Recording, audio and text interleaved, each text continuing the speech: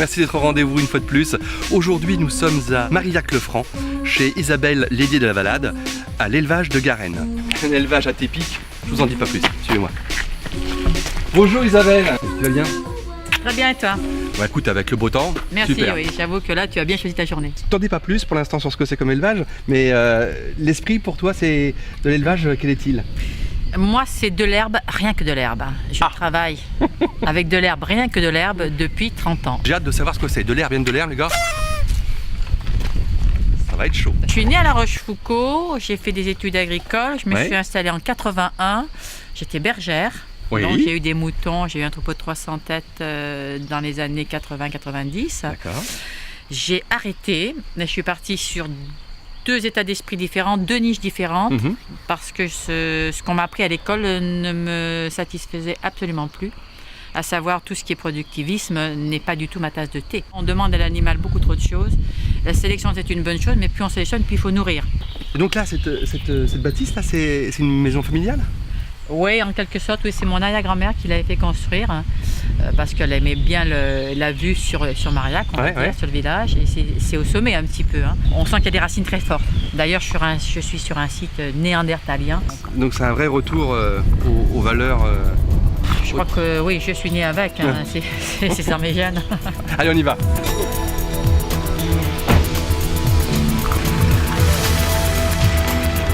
Alors dis-moi, tu as un domaine de combien d'hectares? Alors j'exploite 117 hectares. 117 hectares quand même? Oui, il y a 105 hectares de prairies naturelles. Mes grands-parents, parents et moi-même n'avons eu de cesse de regrouper les terres qui étaient morcelées comme tout un chacun, comme beaucoup de... Bien sûr. Oh là là, l'herbe a bien poussé là, mon Dieu. Ah bah écoute, hein, ça... Tant mieux, hein, de l'herbe, rien que de l'herbe, hein, tu nous as dit. Hein. C'est bon. Hop, c'est par là. C'est par là.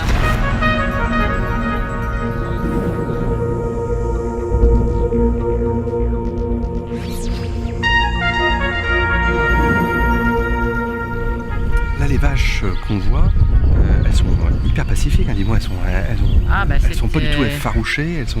Non, puis il faut savoir que la vache Highland, les vaches de Highland, c'est une vache qui vit très longtemps. Enfin, en tout cas, elles font des veaux jusqu'à l'âge de 19 ans. Ça veut dire que tu les élèves jusqu'à l'âge de 19 ans? Bien sûr, enfin, je les garde sur la propriété et elles ne partent pas avant 19 ans. Entre 17 et 19 ans, il peut y avoir un problème avant de sélection.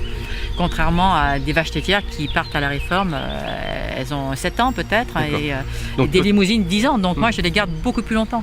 Il faut laisser le temps aux animaux de grandir, de grossir. Il y en a un qui va être prêt à 3 ans, l'autre à 5 ans. Donc on va lui laisser le temps.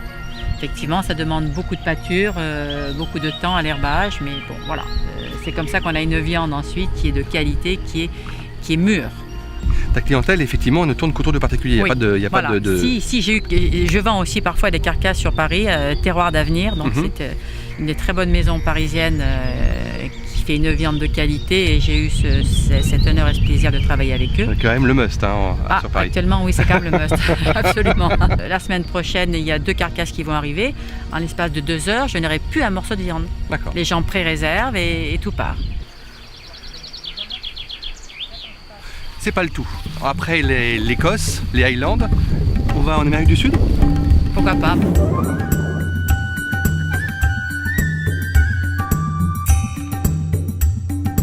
Les lamas, je dis qu'est-ce qu'on fait avec des lamas?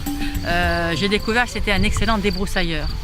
Un débroussailleur. Voilà, donc à chaque fois qu'on a un sous-bois, une zone où l'homme et la machine ne passent pas, le lama, lui, fait un excellent travail. Quelle mouche t'as piqué avec ces lamas et ces alpagas? Ça rapporte ça ou... Ça, bien sûr que ça rapporte. De la laine? De la laine, c'est pour les alpagas. Sauf que la laine, la belle laine, on la trouve en Amérique du Sud. Et on est obligé de tondre les alpagas tous les ans.